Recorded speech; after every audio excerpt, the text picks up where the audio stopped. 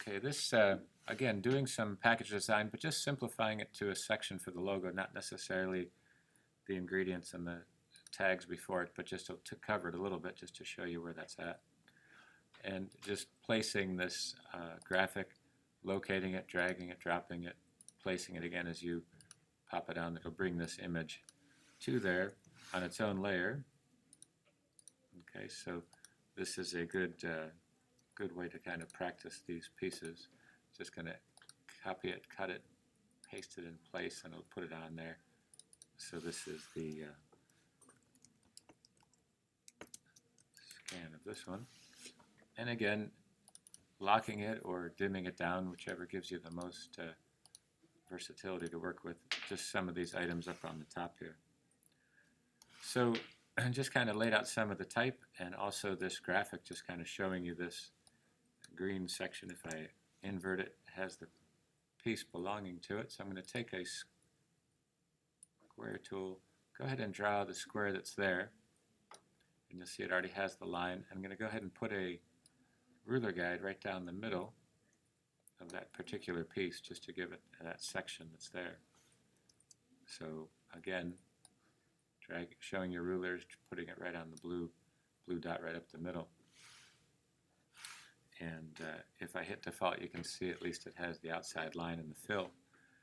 With the pen tool, I'm just going to add an anchor point to put right at the top.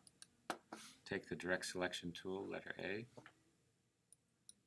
and just move it right up at the top there with the shift key held down. And then taking the conversion tool right here, anchor point tool, or using the keystroke shift C.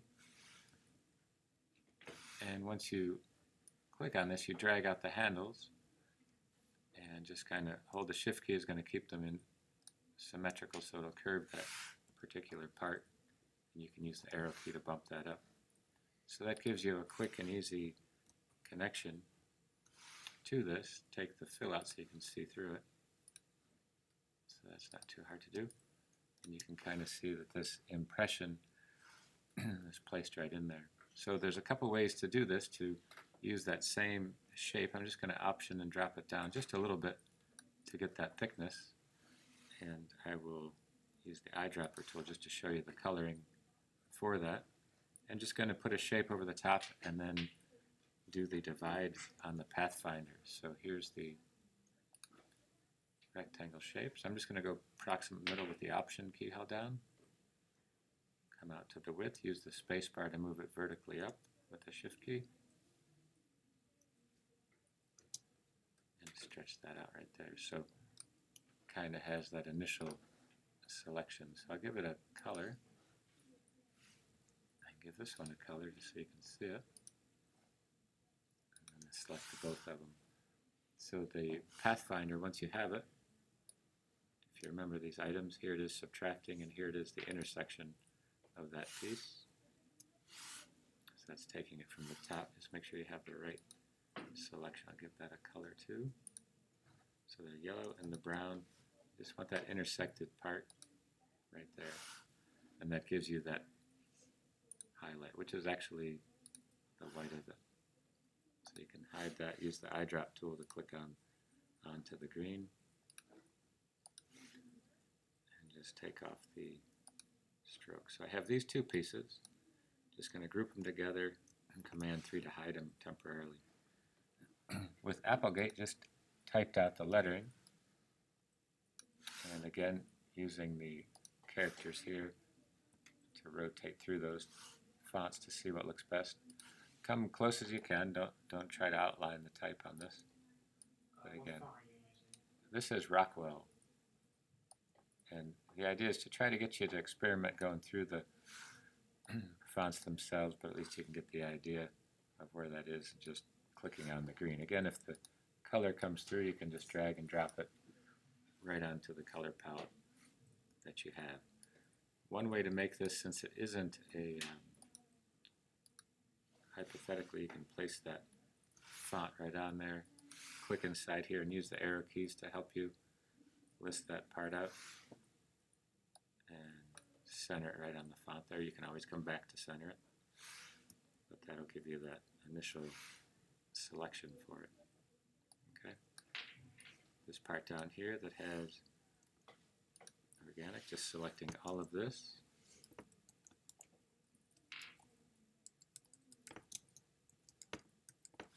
Just highlight that. And here's 2 lines of type, so it's trying to use everything that is related to the character palette here. You can center it. You can click inside the font size to decrease it to kind of come a little closer to the actual size of it. And you can see it's a little bit larger, the organic and the cheese, same text box. And all you need to do is highlight the second line of text right here and just go right in and increase that.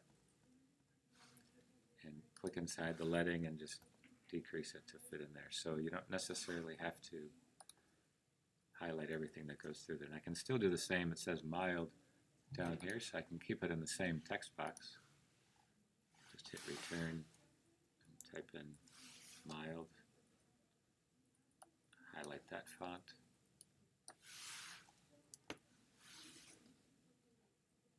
And just decrease this one to fit. And that way everything is pretty much connected and using the leading. So it becomes one text box. You could do it separately, but again, you can see how easy it is to change that section here using a sans serif font for organic. And that gives me that piece. Again, using the eyedropper, take that green, put it right up into the swatches panel. Bring this down here. Clicking in and reducing point size.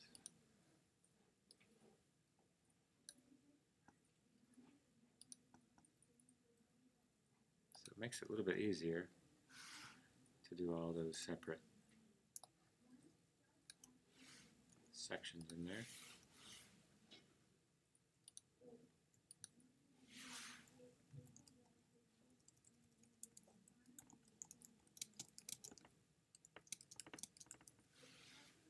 And that'll give you the selections going into here.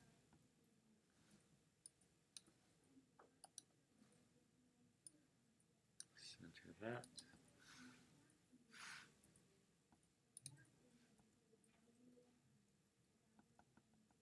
And everything, all the type is then aligned. The only thing you have to worry about is the reversing of some of the text.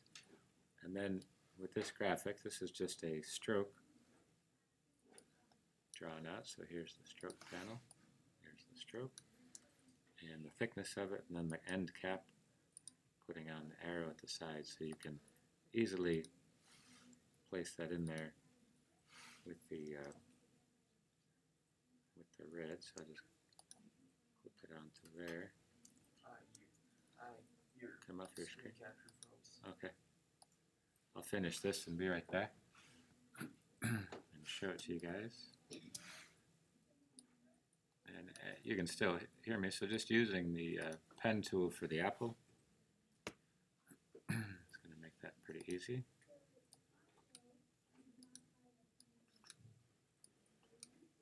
As long as the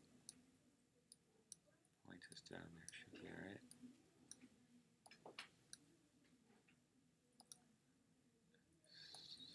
Vent that right there.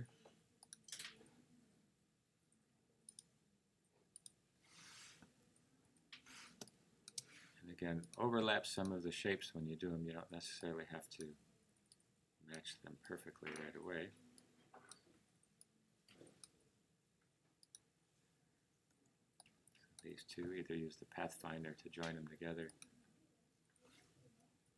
to make that piece. And the part that has the tail section for the feather here is easily drawing one of them, duplicating them, reflecting two of them, preview it, copy that, bring the arrow down.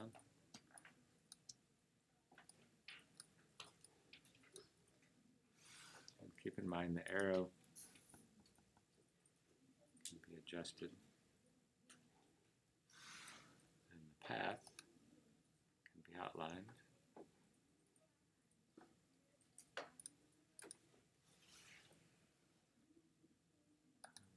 Path outline.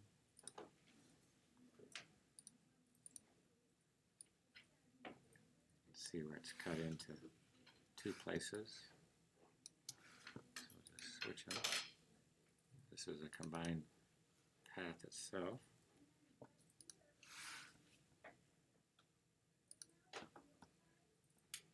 So it makes for a little bit of adjustment there.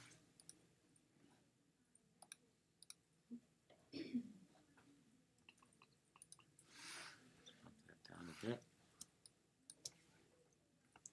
Switch it.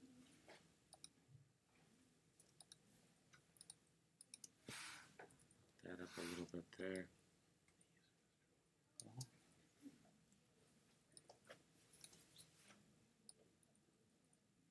It's down here. There you have it. This has a little bit of a curve to it. So that does that.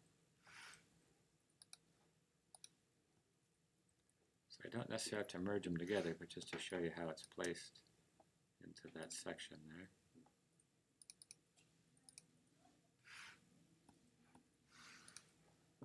And that'll give you plenty to work from. Object show all.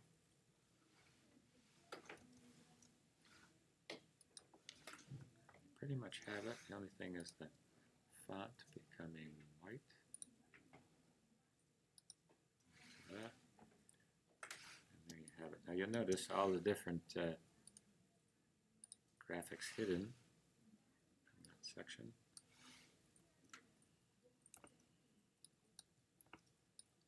And that gives you this from here to here.